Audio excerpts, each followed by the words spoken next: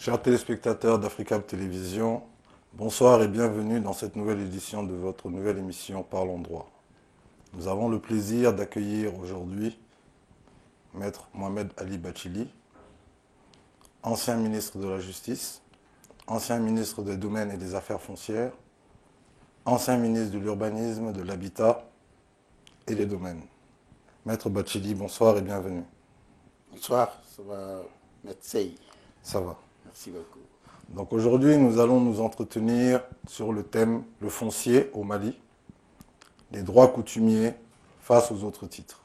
Donc avant de commencer, nous voudrons d'abord dans un premier temps, si possible, comme c'est une question épineuse et qui intéresse bon nombre de téléspectateurs, que vous nous puissiez nous expliquer qu'est-ce que, déjà, dans un premier temps, le droit coutumier, et ensuite, qu'est-ce que sont les autres titres, mais en bambara, si possible, et on va continuer sur les autres questions en français. Simplement pour que les téléspectateurs puissent réellement appréhender cette question avec précision. Je vous remercie. Mbalma Obeni Wati. Ko ganda do seriala uba fomu malada la dukukulo. Lada la dukukulo e jumaye. Lada la dukukulo o e dukukulo de ibi mago nyala ibe baraka ka isigilendo aka. Ibara no baka. Yakili la hal ni te baraka kan wakati dɔ la yakili la i bɛ segin ka na baraka kan a dɔnni bɛ k'a fɔ e ta don n'i ye sigiɲɔgɔnw ɲininka n'i ye dutigiw ɲininka u b'a fɔ ni dugukolo ni guwatigiw ka yɔrɔ de ye nin ye nka papiye t'a la k'a yira k'e ta don nka a dɔnni bɛ laada kɔnɔna na aw sigiyɔrɔ la sigiɲɔgɔnw ni ɲɔgɔn cɛ k'a fɔ e ta don mun bɛ dugukolo caman bɛ yen n'i ye dɔw ɲininka u b'a fɔ nin bɛɛ ye anw faso dugukolo ye an mɔkɛw ye yan tu tigɛ nka i b'a sɔrɔ a tu tigɛra u sigira nka yɔrɔ caman b'a kɔnɔ maa ma deli ka baara k'a kɔnɔ mɔgɔ ma deli ka sigi a kɔnɔ o dugukolo kɔni a bɛ jate dugu fɛ nka a dugukolo an tɛ se k'a kɛ i ko laadala dugukolo don fo ni dugu yɛrɛ ye hakili d'a kan k'a fɔ a bɛna baaraw k'a la a sigilen bɛ n'o ye wa dɔnnen bɛ ni o ye nka laadala dugukolo yɛrɛ yɛrɛ aw bɛ dugukolo mun kan aw bɛ baara k'a kan ubiyɛn aw delila ka baara k'a kan a kofɔlen bɛ k'a ɲɛsin aw la k'a fɔ aw ta don mɔgɔ wɛrɛ tɛna ta n'a ma aw ɲininka foyi tɛ se ka maga dugukolo in na n'aw ma ɲininka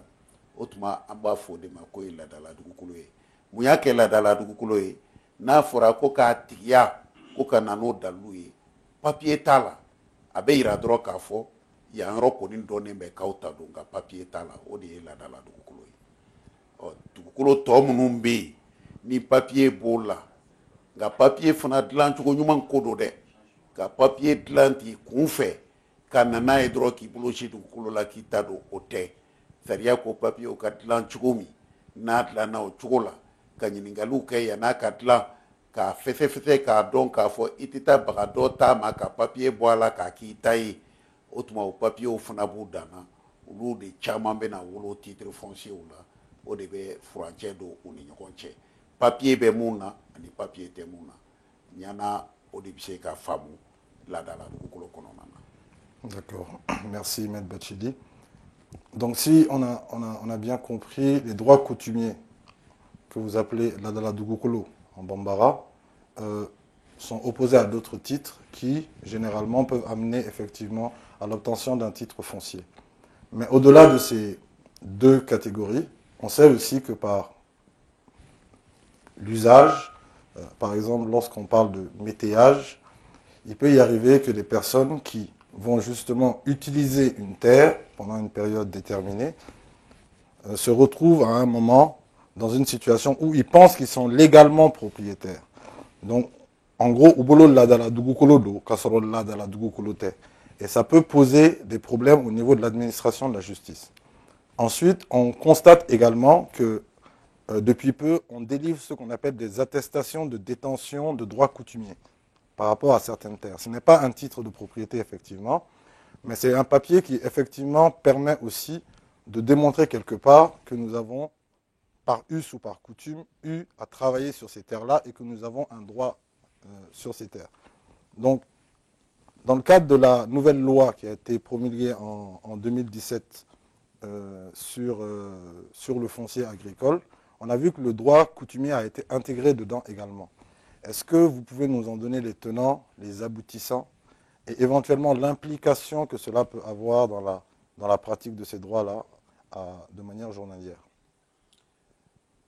Eh bien, moi je pense que lorsqu'on prend le statut des terres en Afrique, ce statut a été considérablement modifié par l'intervention du droit colonial à l'époque qui avait décidé dans les possessions françaises que les terres vacantes et sans maître étaient censées appartenir au domaine éminent de l'État. Et par terre vacante et sans maître, on entendait toutes les terres non immatriculées. Donc l'immatriculation étant la base de la propriété foncière selon le droit colonial, évidemment, on niait catégoriquement le droit foncier coutumier, puisque c'était des droits qui n'étaient pas consignés en des titres fonciers détenus par les propriétaires ou ceux qui prétendaient en être les propriétaires. Alors, on a plus ou moins évolué avec cette pratique lorsque on dit que toutes les terres appartiennent au domaine éminent de l'État. Tel a été le cas au Mali jusqu'en 2000 où on a adopté le nouveau code domanial et foncier. Ça veut dire que l'État avait un patrimoine foncier très abondant, puisque les titres fonciers ne couvraient même pas, j'allais dire, 1% des terres du Mali. Donc les 99% relevaient de la propriété de l'État. Et l'État en a disposé jusqu'en 2000 comme bon lui semblait. Et toutes les attributions faites en diverses formes administratives, qu'il s'agisse des lettres d'attribution, qu'il s'agisse des permis d'occuper, qu'il s'agisse des lettres, des titres provisoires, tout était délivré par l'État et c'était légal. À partir de 2000, la législation a évolué. On a pris en compte les droits fonciers coutumiers, individuels ou collectifs, notamment à travers la rédaction de l'article 43, qui, ma parole, a été très loin, puisque l'article 43, alinéa 1er, vous dit tout simplement que la présente loi confirme les droits coutumiers, collectifs ou individuels. Donc si c'est la loi qui les confirme, on n'a pas besoin d'autres formes de confirmation. Et vous dit, alinéa 2, nul ne peut être contraint de céder son droit coutumier, foncier, individuel ou collectif, sauf en cas d'expropriation pour cause d'utilité publique après juste et préalable indemnisation. Une fois que vous dites ça, vous assignez pratiquement aux terres coutumières le même régime de protection qu'il y a non seulement dans l'article 13 de la Constitution qui dit que le droit de propriété est inviolable et que, sauf en cas d'expropriation pour cause de... c'est l'article 13 de la Constitution qui le dit, et les articles 169 et 170 du Code domanial et foncier qui, eux aussi, traitent du titre foncier. Donc, et on confère le même régime de protection au titre foncier qu'au droit coutumier. C'est la loi qui le fait. Alors, la loi elle-même dit, moi je sers de titre, à la limite, à la propriété foncière, coutumière, collective ou individuelle, puisque je confirme. Et on ne peut pas exproprier les propriétaires fonciers coutumiers, collectifs ou individuels, sauf en cas d'expropriation pour cause d'utilité publique. Donc il faut bel et bien prendre un acte d'expropriation et que ce soit fait pour une cause d'utilité publique, après juste et préalable indemnisation. Une fois qu'on a dit ça, on a donné suffisamment de garanties aux propriétaires coutumiers, fonciers, collectifs ou individuels. Alors donc, aujourd'hui, il y a beaucoup de problèmes fonciers parce que ce texte-là n'est pas lu et compris comme tel, comme je viens de l'expliquer. Mais on continue et on persiste à gérer les terres lorsqu'il n'y a pas de titre foncier, de titre administratif. Les autorités investies de suivre, de mettre en application les procédures d'accès à la propriété foncière et coutumière, continue à traiter ces propriétés foncières, coutumières, collectives ou individuelles, comme s'il s'agissait toujours des biens de l'État. Parce que les propriétaires, chaque fois, on leur oppose le fait qu'ils n'ont pas de documents, donc la terre appartient à l'État. Ce qui crée beaucoup de problèmes. Parce que, au lieu d'aider ces autorités-là à sortir de l'informel juridique et entrer dans un processus juridique formel, dont les procédures sont définies par les articles 44 et suivants, qui indiquent comment de la propriété coutumière foncière collective ou individuelle, on peut évoluer vers la création d'un titre et la reconnaissance de ces droits-là. Eh bien, au lieu d'aider le monde paysan à utiliser ces procédures à leur avantage, on ferme les yeux là-dessus, on continue de faire comme si la loi n'a pas évolué du tout. D'accord. Je voudrais poursuivre dans le même sens. Nous savons que, comme on l'a dit dans nos propos liminaires, vous avez été ministre de la Justice. Et déjà, à l'époque, c'était l'un de vos chevaux de bataille. Et par la suite, vous avez également été ministre des Affaires foncières et des domaines de l'État. Et ensuite, vous avez été ministre de l'Urbanisme, de l'Habitat et des Domaines. Donc, certainement, il y a peut-être des choses qui ont été posées, et j'en suis même convaincu. Si vous pouvez nous dire de manière sommaire, qu'est-ce que vous avez fait pour aller dans le sens peut-être même de la vulgarisation de ces informations-là? Parce que le problème aujourd'hui qui se pose aussi, c'est que beaucoup de personnes ne savent même pas comment la procédure fonctionne. Beaucoup de gens ne savent pas non plus que ces droits coutumiers, comme vous l'avez dit, ils sont conseillés justement dans le code domanial, ils sont relayés par la Constitution, et si on veut aller plus loin, ils sont même inscrits dans la Charte africaine des droits de l'homme. Donc, vous, à votre niveau, qu'est-ce qui a été fait non seulement dans ce sens-là, et si aujourd'hui il faut peut-être encore améliorer ce processus, quelles sont les solutions que vous préconisez en plus de ce qu'il y a déjà? Bien, moi, quand je suis venu d'abord au ministère de la Justice, j'ai été effaré de constater qu'une grande partie du contentieux judiciaire tournait autour des questions foncières. Qu'il s'agisse du tribunal administratif, qu'il s'agisse des tribunaux de droit commun, les tribunaux civils, il y a toujours un rélan de questions foncières dans le contentieux judiciaire. Alors, on est un peu étonné souvent par les solutions données par les tribunaux, parce que ces solutions-là, ma foi, avaient l'air de ne jamais statuer véritablement sur le droit foncier, mais trouver des solutions qui laissaient un peu amères.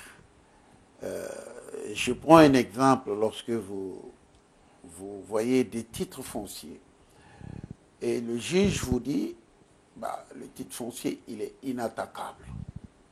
C'est vrai que c'est inattaquable. Les articles 169, 170 du Code domanial et foncier le disent. Mais alors, pourquoi l'inattaquabilité du titre foncier en droit? Parce que le titre foncier est suspendu à la clarté de la procédure de son établissement.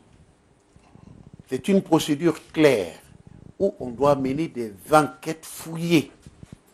Et les enquêtes, c'est sur le terrain par rapport à l'espace, c'est sur l'environnement du terrain par rapport aux voisins, aux villages, à toutes les personnes susceptibles de donner des informations sur la terre dont l'immatriculation est sollicitée. Donc cette enquête foncière est déterminante parce qu'elle permet de répertorier tous les droits qui pèsent sur l'espace convoité pour être immatriculé. Une fois qu'on a fait cette enquête, lorsque l'immatriculation est demandée par une personne extérieure à la communauté qui revendique des droits, il va de soi qu'on ne va pas lui faire le titre foncier à cette personne, puisqu'il y aura quelqu'un qui vous dira « je suis propriétaire coutumier ». Et si on est propriétaire coutumier, le droit de propriété est inviolable. On n'a pas dit le droit de propriété issu d'un écrit. Hein. La Constitution dit le droit de propriété, et c'est de façon générique, c'est de façon générale. Donc il n'a pas spécifié le mode de preuve qu'il faut apporter à ce droit. C'est le droit de propriété qui est déclaré inviolable par l'article 13 de la Constitution. Et le Code domanial et foncier, en ses articles 43 et suivants aussi, vous dit qu'il reconnaît, il confirme, il ne dit même pas qu'il reconnaît, il confirme les droits coutumiers, fonciers, collectifs ou individuels. Alors, donc comment un administrateur, gouverneur, préfet, sous-préfet, maire, comment ils peuvent aller prendre une terre comme ça, dans 20 villages, sans aucune enquête? Donc s'ils le font, et qu'ils vont créer un titre sur la base de leurs décisions, mais uniquement de leurs décisions, en dehors de toute investigation sur le statut de la terre qu'ils vont prendre, est-ce que vraiment ce titre-là n'est pas établi en faussant la procédure de son établissement? Or, lorsque un acte est issu de la violation d'un acte de procédure, cet acte est nul et de nul effet, puisque la procédure est d'ordre public et elle s'impose à tout le monde de la même manière. Elle s'impose erga omnes. Donc, lorsque la procédure de la création du titre est faussée, eh bien, le titre lui-même ne peut s'imposer. Il est nul et de nul effet. C'est la loi qui le dit. Alors, pourquoi les tribunaux ne constatent pas cela? Et mieux, lorsqu'on porte plainte pour faux, parce qu'il s'agit d'un faux visiblement, un acte qui a été fait en violation de toutes les règles qui commandent son établissement, eh bien, on doit y aller en faux, en écriture publique. Puisque le préfet, il est porteur d'une écriture publique, le sous-préfet, le maire, le gouverneur, ils sont porteurs d'une écriture publique. Et ils se servent de cette écriture en violant la procédure qui doit commander l'utilisation de cette écriture publique, ils la violent pour aller créer un acte au nom de l'État et avec cette écriture publique-là. Donc ce faux-là, quand on vient devant chez les juges, ils ont du mal à le constater aussi. Alors là, est-ce une question de formation ou une question de refus d'appliquer la loi? La question est posée à ce niveau. D'accord. La question, elle est là, elle est pendante et elle est bien adaptée en la circonstance de la création de ce titre foncier. Voilà un des problèmes qui est posé. Un deuxième problème qui est là, c'est que vous allez voir des individus qui vont créer des titres fonciers sur 50 hectares, 100 hectares. Mais par un processus de morcellement dans un même espace continu, ils ont, par exemple, 50 hectares, ils vont faire 5 titres fonciers de 10 hectares. 100 hectares, ils vont faire 10 titres fonciers de 10 hectares. Tout cela parce que la loi dit que le préfet ou le gouverneur ne peuvent pas dépasser 10 hectares. S'ils dépassent 10 hectares, il y a la compétence du ministre de l'administration territoriale et du ministre des domaines. Au-delà de 100 hectares, c'est la compétence du Conseil des ministres. Mais vous trouverez des gens avec 100 hectares, 120 hectares. Ils ne sont jamais passés par le Conseil des ministres. Donc le mode d'attribution est un mode qui vient même en fraude. En fraude de la hauteur des terres susceptibles d'être l'objet d'immatriculation par certaines autorités administratives intermédiaires. Le gouverneur, le préfet, le sous-préfet. Le sous-préfet, c'est moins de 2 hectares. Le préfet, c'est de 2 hectares à 5 hectares. Et le gouverneur, c'est de 5 hectares à 10 hectares. Au-delà, c'est la compétence conjuguée du ministre des domaines et du ministre de l'administration territoriale jusqu'à 100 hectares. Et après 100 hectares, c'est le Conseil des ministres. Mais voilà que ces messieurs peuvent donner, par des morcellements successifs dans le même espace, plus de 200 hectares à quelqu'un. Alors là, il y a donc un faux par rapport à l'usurpation des attributions du Conseil des ministres ou du ministre de l'administration territoriale et du ministre des domaines. Mais personne ne relève ça. Et dans le constat strict de ce faux, les juges vous valident quand même ces titres fonciers, alors qu'il s'agit d'instances communicables au parquet. Le parquet aurait dû soulever automatiquement ces infractions-là et mettre un terme à cette pratique qui est devenue très très nuisible en matière foncière. D'accord. Maître Bathily, vous m'avez demandé qu'est-ce que j'ai fait. Je vais finir. Qu'est-ce que j'ai fait? J'ai commencé par identifier ces goulots d'étranglement.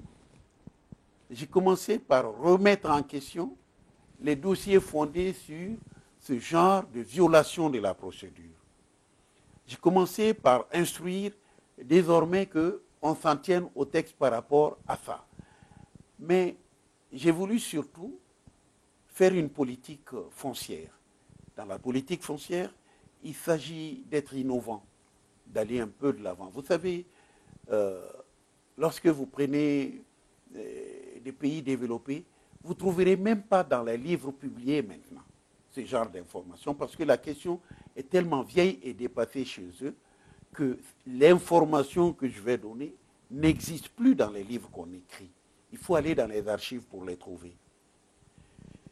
Vous prenez l'Angleterre de l'époque, il a commencé un process d'immatriculation 300 ans après Jésus-Christ, le IIIe siècle.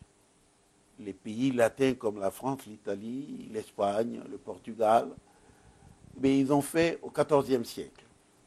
Les États-Unis, ils ont fait en 1776, ils ont fini de fédérer leur législation en 1848. Et en 1848, ils ont fini avec la Californie, où il y avait 876 régimes fonciers dans le seul État de Californie. Donc, ils ont tout ramené à quoi? George Washington, au début, a dit, mais les cowboys, là, le western que nous regardons dans les films en nous délectant, c'était des gens qui évoluaient avec des chevaux, ils vont trouver un endroit, le propriétaire de l'endroit, il lui dit de dégager, ou il le tue. Et ils prennent la terre. Pour mettre fin à tout ça, ça a été même un moyen de lutter contre le banditisme. C'est que George Washington les appelait les banditis.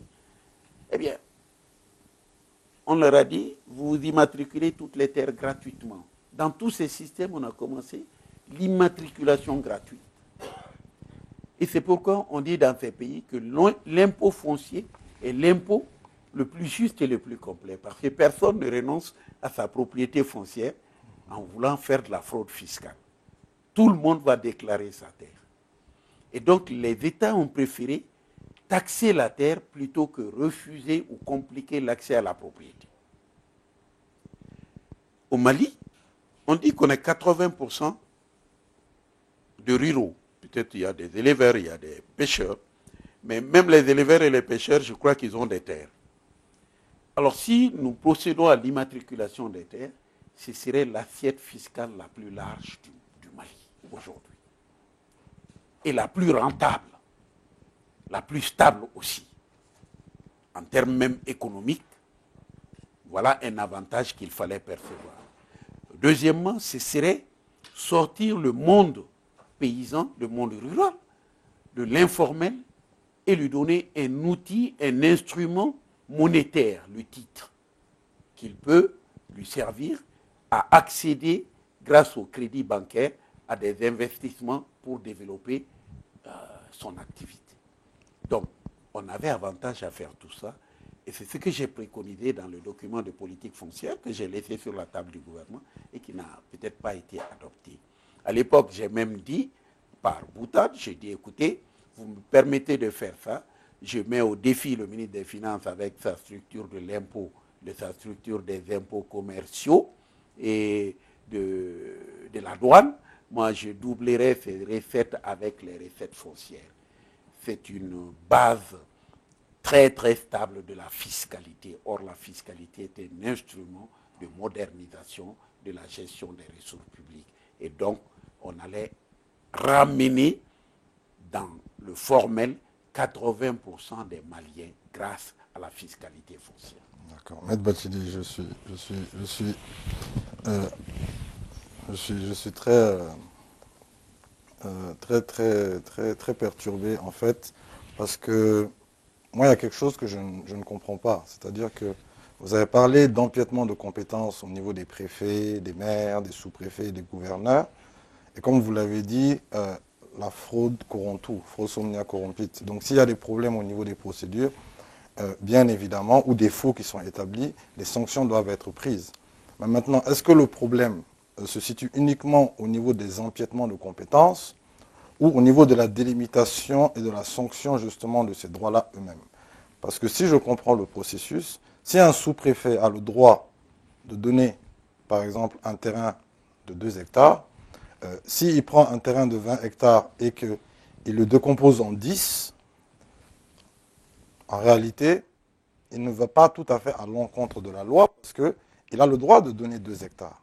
Mais le fait d'user justement de cette compétence-là pour prendre une terre beaucoup plus importante et la découper de la sorte, sans qu'il y ait justement derrière un contrôle ou une sanction de l'État, c'est peut-être ce qui pousse ces différents organes-là à aller sur ce type de Je vous choses. comprends, mais je vais dire que lorsqu'on doit apprécier ce genre de circonstances, on retourne à la volonté du législateur.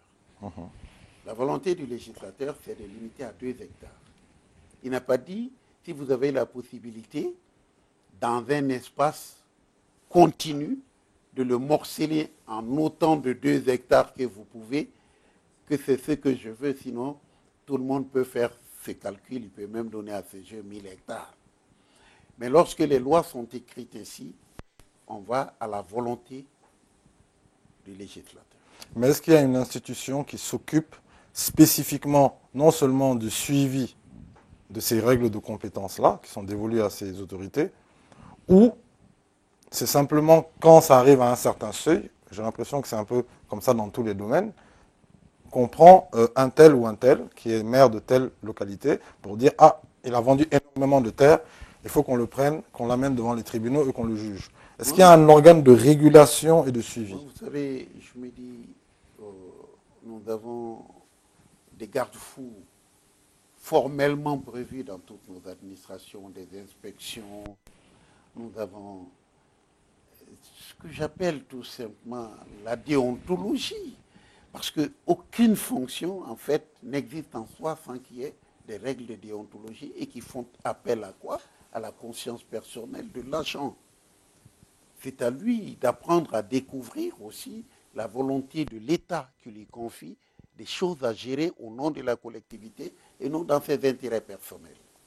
Donc, si l'État dit que vous n'avez droit qu'à 2 hectares, il est entendu qu'il s'agit de 2 hectares, mais il est entendu aussi qu'il ne s'agit pas de morceler chaque fois 100 hectares en 2 hectares.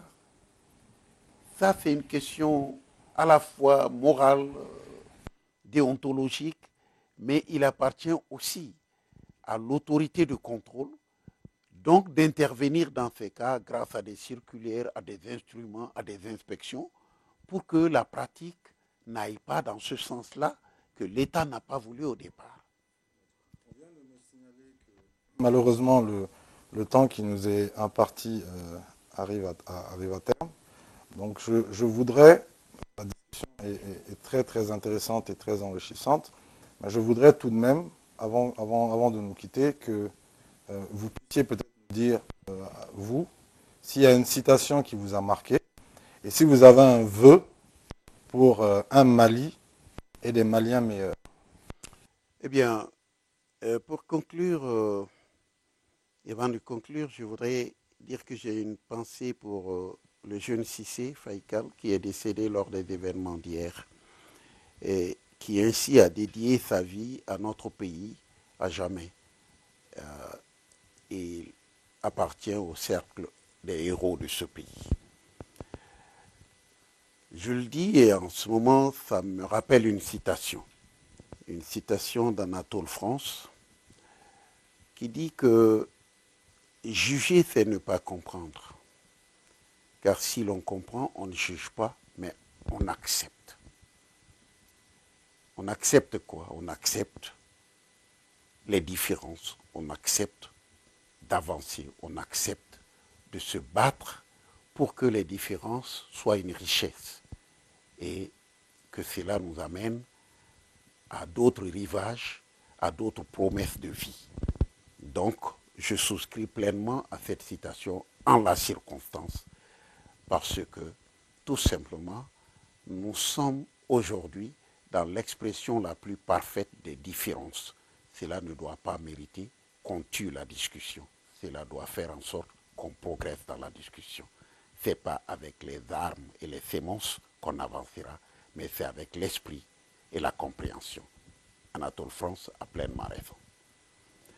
Et si je dois terminer, c'est que j'ai espoir que notre pays va se réveiller avec le souci marqué de ceux-là à qui l'on confie notre destinée, de respecter tout simplement nos lois. Vraiment, nous sommes aujourd'hui dans un déficit total de l'application des lois. Vous l'avez dit tantôt tout à l'heure, l'application des lois, nous les écrivons de la plus belle manière. Elles existent et se promènent au fil des pages de nos codes. Le problème est qu'on ne les lit pas et qu'on ne les applique pas. Aujourd'hui, nous sommes dans cette crise qui est devenue une crise institutionnelle grave et profonde. Toutes les procédures, lorsqu'on les regarde une à une par rapport aux 8 articles, 8 institutions qui figurent dans l'article 25 de la Constitution, 7 de ces institutions ont violé leurs propres procédures. Les lois n'existent plus à ce niveau. Le président de la République qui promulgue des lois tout simplement de prorogation illégale du mandat des députés. Les lois qui prorogent ça violent l'article 61 de la Constitution, qui dit que le député est élu pour 5 ans. L'article 102 qui fixe la durée du mandat des conseillers nationaux, eh bien, ça c'est violé aussi. Ils sont en poste depuis 2007. Ça fait 13 ans. Il n'y a pas de renouvellement de ce collège-là.